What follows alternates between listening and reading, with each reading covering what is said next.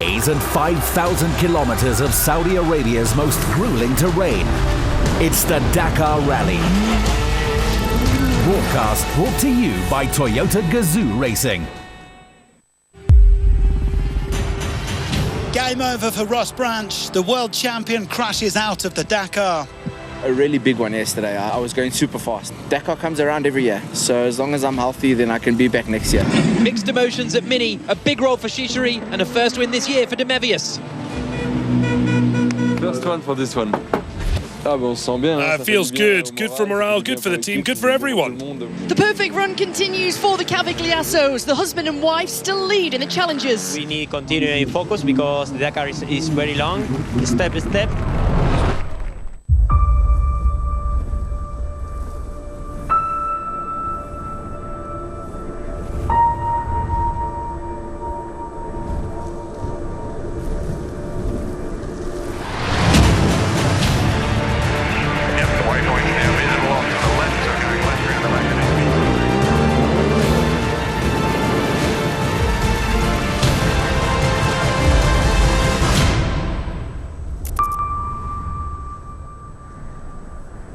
One look across the bridge and you were right there.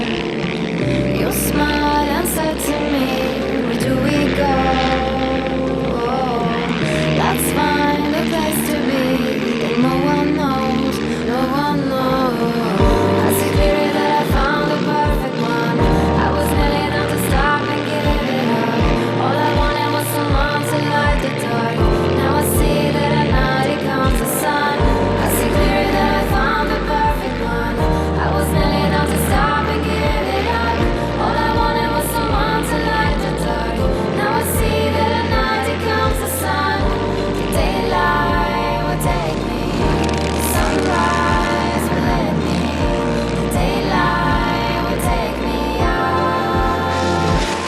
Welcome to the Festival of Dunes, and there are indeed more dunes on the menu of Stage 7 of the Dakar Rally.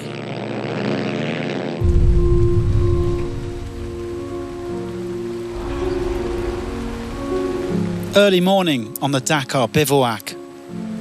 Rain, cold, darkness, fatigue. It takes a special kind of person to do this sport, but once you've been bitten by the bug, there's no cure.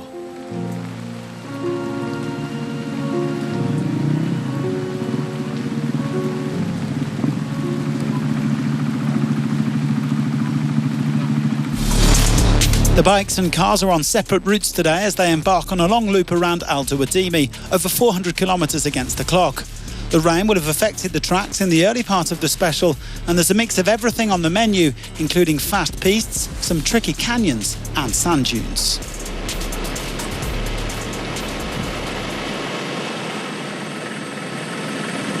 The rain easing off as the riders gathered at the start line.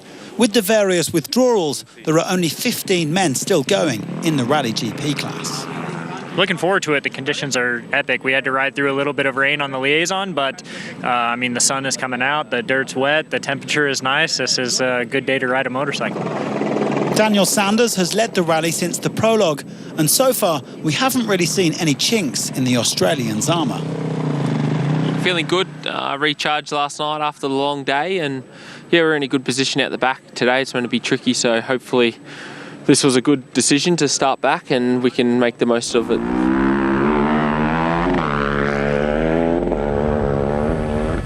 Well, 15 Rally GP riders soon became 14 as Antonio Mayo was forced to throw in the towel due to clutch failure on his Yamaha. It means that for the first time in Dakar history, there won't be a Yamaha at the finish line this year. The Japanese brand have won the rally 9 times, but not since 1998 with Stefan Petterhansel. And 14 then became 13 when Mason Klein ground to a halt in the dunes at kilometre 320. The American was flying on his Covey yesterday, figuratively speaking, but he would end up being literally flown out of the special on a helicopter after his engine gave up the ghost. The crankshaft is snapped, so the engine doesn't turn on anymore. And I'm out out of gas. I've had 2 people help me so far. One of them was Javi Vega and James Hillier. So that's kind of how I got from that dune over there to here. It's definitely not easy to get towed in the dunes. Well, now let's catch up with our openers today, Ricky Brabeck and Adrian van Beveren. The 2 Honda teammates did an impressive job, even if they were eventually joined by Nacho Cornejo and Tosha Shirena. And it wasn't easy battling for bonus seconds in each other's dust. Ricky was 9th on the stage and VBA 4th. They both trail by over 25 minutes now in the overall standings. To have a solid day and not make a mistake opening is unheard of. Mentally, it's tiring. It's the Dakar. They want it to be gnarly and they want it to break you, but we're trying our best not to let that happen. It'll be a battle to the end. If I can land on the podium, that would be super awesome. So it's just kind of what I'm fighting for. It was another solid day for the Sherco factory team as their 2 riders came home in 7th and 8th. Rui Gonçalves was about 45 seconds quicker than his teammate Lorenzo Santolino, having spent the whole day pushing alone. After withdrawing from the last 2 editions, the former motocross star is determined to go all the way in 2025 and improve on his previous best of 19th overall. He is currently 13th among all bikers. After 3 consecutive third places, Cornejo had another day up at the front. The Chilean spent quite a while cruising with his former Honda teammates Brabeck, Van Beveren and Shirena, although he lost a little bit more time on this 7th stage. Nacho came 6th in Rally GP, dropping around 8 minutes. He remains in 8th place overall.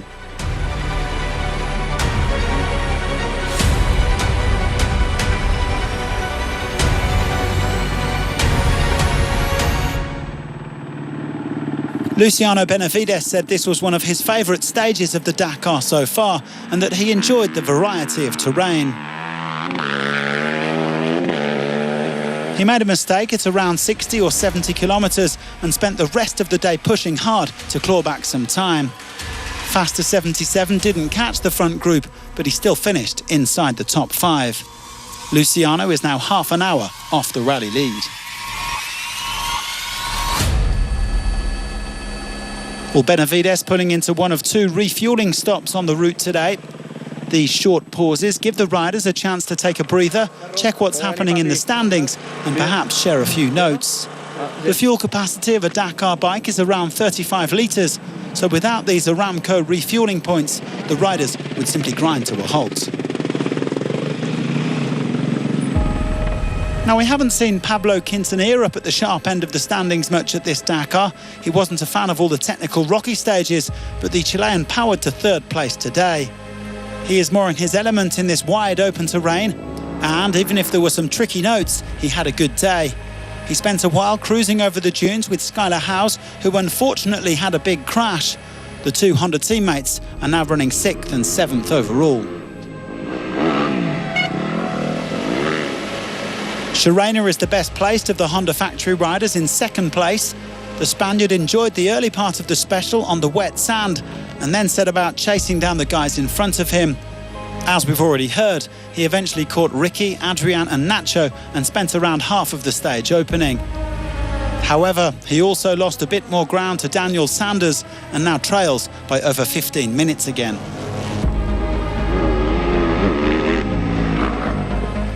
Sanders has been in simply sublime form since the start of this Dakar, and he's making brilliant tactical choices, picking the right stages to put the hammer down.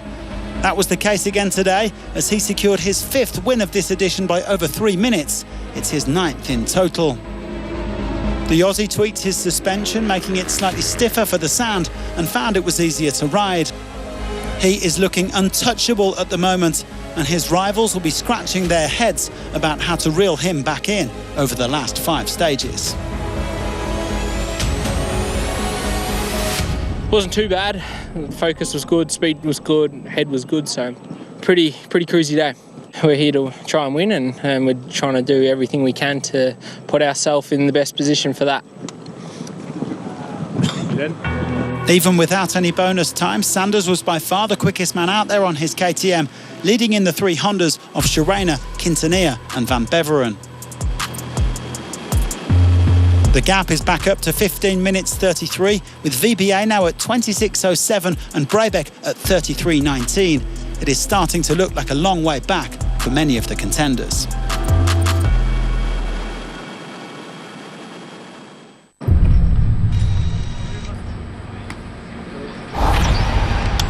Riding the Dakar at night is another challenge altogether, especially for the original Bimoto riders. Maxime Pupono watched his dad on the Dakar in 1998. This time, it was Laurent who welcomed his son back to the bivouac with a welcome, warm embrace. C'est bien, moi, t'as voulu faire le Dakar? T'as voulu faire le Dakar? Tu le fais. Around 5:30 p.m. it began to get dark. I rode a lot without light. It wasn't easy. There were trucks, SSVs, cars, but I made it. And I didn't believe I would. No rest for the wicked, brave bikers. Late finish. Early rise.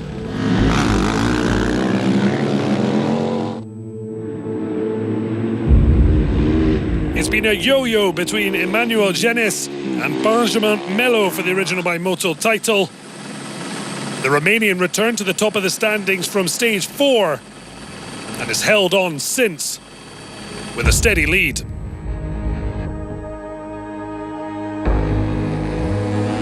Melo, another earning time back after tablet problems, meaning a second straight special win and 10th in Rally 2.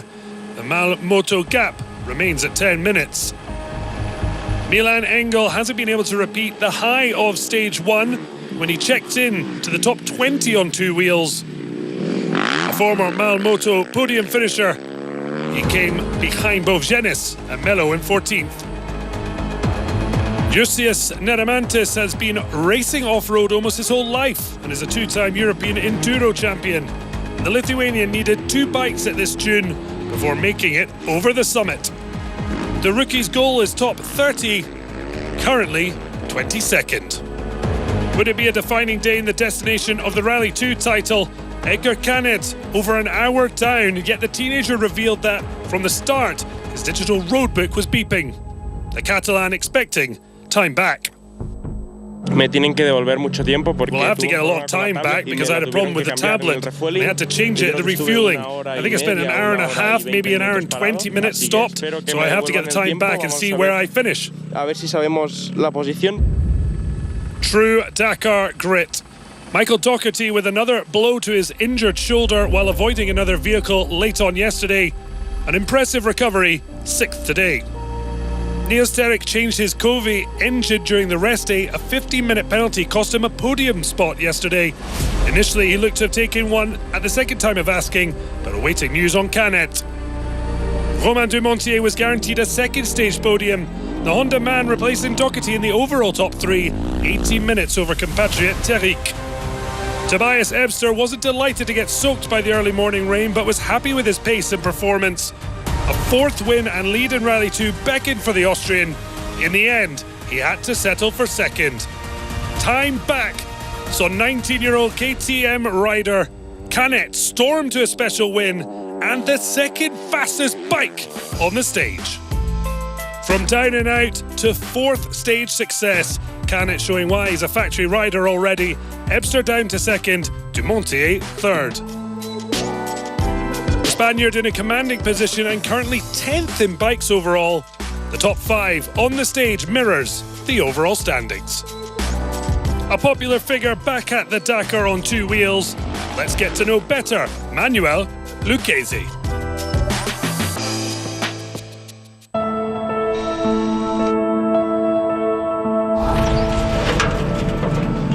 Hey there! Nice to meet you. My name is Manuel Lucchesi. I'm from Italy. This will be the 6th Dakar for me. Well, in these days, I question myself a lot on why I decided to come back. It's an introspective journey. You go through strange, weird, mystic adventures. It's like looking yourself in the mirror, but for real. Is the start of the unknown for us, and it will be like this every day. I think for someone that has never done Dakar, it gives you an incredible strength. This is more of a race with yourself rather than other competitors. Is it Dakar that has become tougher, or is it the fact that I'm not anymore 20 years old? I went from, joy, adrenaline, fear when I crashed, and I thought I was gonna call the helicopter, where I was like, I can't give up. I've never given up in my life, I need to find the strength inside myself. I barely can move my muscles, my arms. I can't even close my fingers. I was doubting. For me, it's a race against my limits and proving myself that I'm a real man. I was dead. The race is much tougher. Every stage, almost the toughest stage I've ever done in Dakar. Like, for example, we need to stand up on the bike almost the whole stage. So imagine, over 400 kilometers, standing up on the bike and almost never sitting down. In original bimodal, where solitude is the companion and the desert is the adversary, the rider challenges himself before the sands, crafting his legend with his own hands. One of the challenges, of the many challenges that Dakar brings, is the financial side to organize everything. Basically, I am bald. Even though you see me with hair now, my sponsor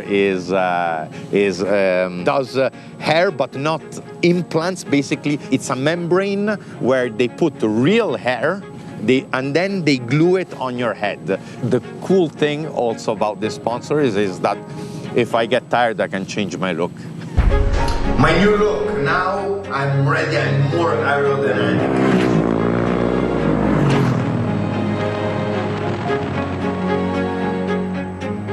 The feeling you get when you finish Dakar by yourself in the original bimodal is completely different from finishing with service. We already changed the air filter. I removed the tanks to check everything. Then I'm changing the oil filter, the engine oil. It doesn't taste as good as when you had to rely only on yourself.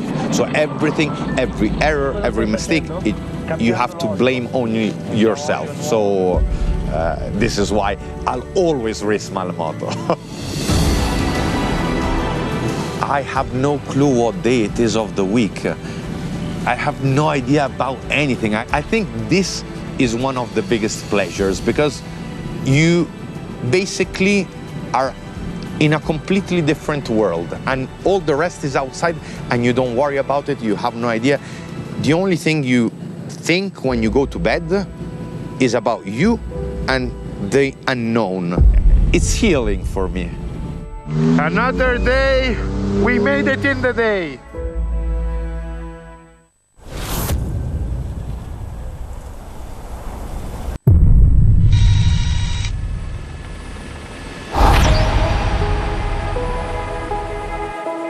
Ten past 9 last night. After a long day, the cars are returning to the bivouac. A tough day for Lucas Moraes. Seth Quintero had opened the road and finished 12th, while Yazid Al-Raji had closed in on the overall lead. Henk Latergen was still leading, but only by 7 minutes. Toby Price and Sam Sunderland made the switch to Ultimates this year from bikes, and it's fair to say they have impressed. Unfortunately, Sam Sunderland picked up a concussion, and the two have made the difficult decision to withdraw. Safety and health is more important than anything in the world. You can't get that back, and no amount of money can fix those issues. And I don't want Sammy to get to 50, 60 years old and can't remember his name and stuff like that. So yeah, it's the smartest call to do, and yeah, we pull the stop there. 5:36 this morning. Dacia and Nasser Al Attiyah ready to go.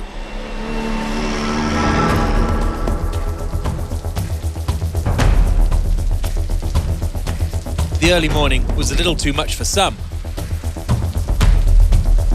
on a drizzly Sunday morning. The weather cleared up as the day went on, and opening the road was Guillaume de Mévius. After winning yesterday's stage, it seemed as though he and Mathieu Baumel had turned the corner on this rally. Unfortunately, there were more issues for the X-Raid Miniman as he picked up a puncture after just 80 kilometres and finished 14th.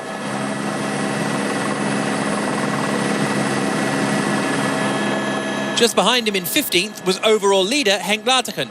He and Brett Cummings had a strong start, which ultimately saw them opening the road, meaning the time slipped away. They still lead overall, but only just. Because Yazid Al-Raji has closed the lead to just 21 seconds in the fight for the Dakar Rally title.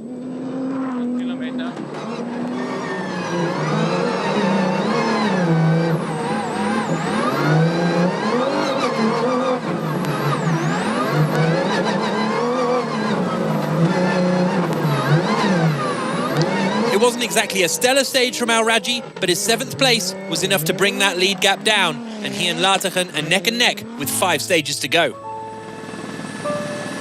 Around 150 kilometres into today's stage, there was an error in the co-driver's road book. The road book is essentially the driver's directions, so it led to the front runners ending up in canyons, losing their way, and costing them 40 minutes.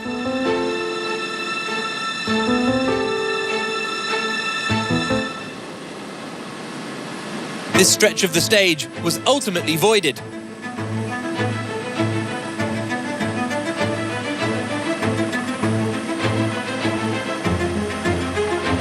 Dakar director David Castera explains. We made a mistake on a note, which wasn't corrected by our team or the openers. So the drivers went off course, and we quickly put them back on track, and then we removed that timed segment. It was a mistake, and it wouldn't have been fair play to leave it there.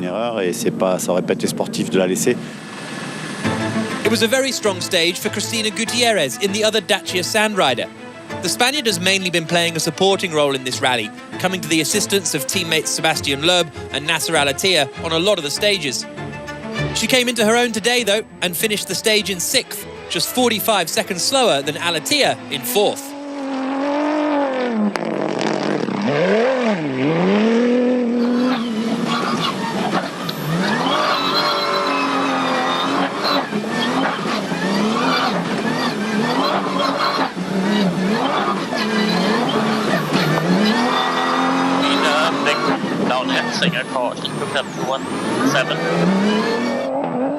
Splitting the two Dacias was Seth Quintero in 6th. Had he not lost an hour on stage 4, he could well be in contention for the overall win.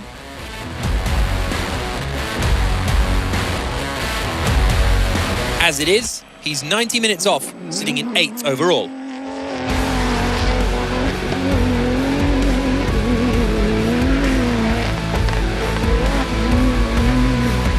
Nasser Al Attiyah said yesterday that the second week was for pushing. It wasn't the most exceptional stage today, but ground was made on Henk Laterken's overall lead. He's still 4th overall, but is now within 22 minutes of first place.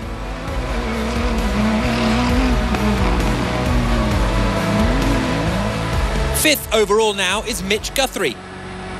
He hasn't had the high point results or the profile of his Ford M Sport teammates, Sainz, Roma and Ekstrom, but he and co-driver Kellen Walsh have been making consistent progress up the standings.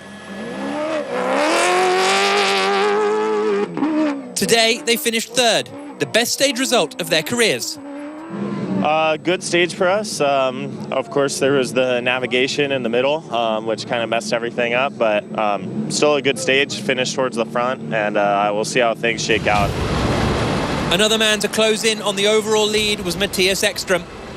After finishing 16th on the first day, Ekström hasn't finished outside the top 8 on any stage since. Despite 2 stage wins for Audi, he hasn't won a stage yet this year for Ford, with second place today his best result.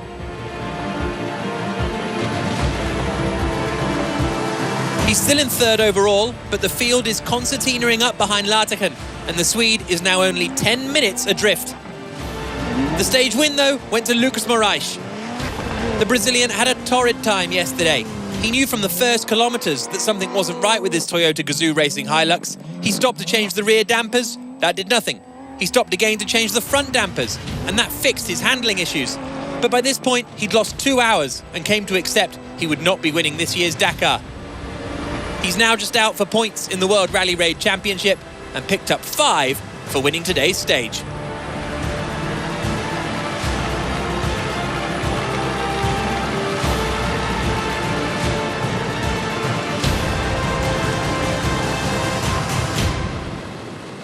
I'm just happy with the win, another stage win for Brazil, for us, for Toyota. It's very important for me after yesterday.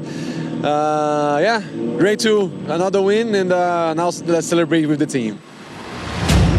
Marcello Tigliagastaldi secured his second top 10 of the rally behind Juan Cruz Jacopini, but no one could touch Lucas Moraes as he won today by almost 8 minutes.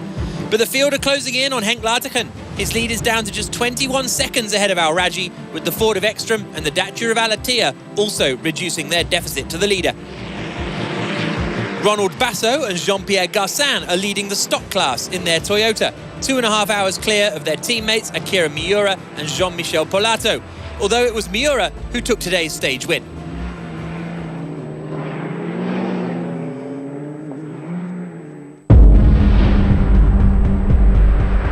(1996), a nice one for the TV cameras. In 50 metres, slight left, downhill. In 150 metres, watch out. You've got a danger 3. Stay to the right. In 50 metres, stay right. Back in the day, the TV helicopter used to follow us quite a lot, sometimes even live. And that day they certainly got their money's worth. Our cars that year were prototypes with a fuel capacity of 500 litres. And at the end of the stages, they would behave a little differently in terms of the suspension and so on.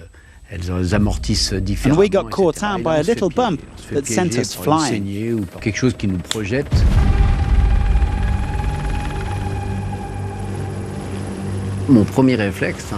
My first thought as we flew up into the air was, we've lost the rally. That was genuinely my first thought.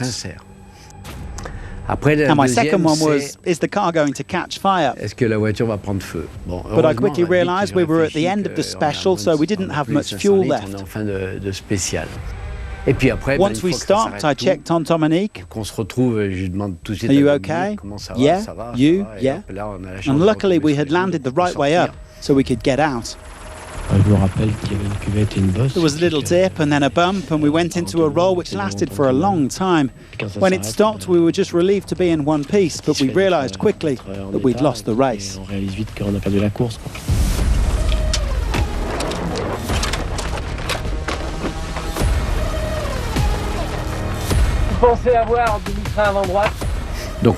We waited for the truck and we did minimum repairs, just enough to get back to the bivouac. We weren't far from the finish. They spent the whole night working on the car, and that was the amazing thing. The next morning, it was ready again. For me, that was unique. To be stopped for so long and still come 7th overall. When people talk to me about my career, that little incident often crops up. Cette figure.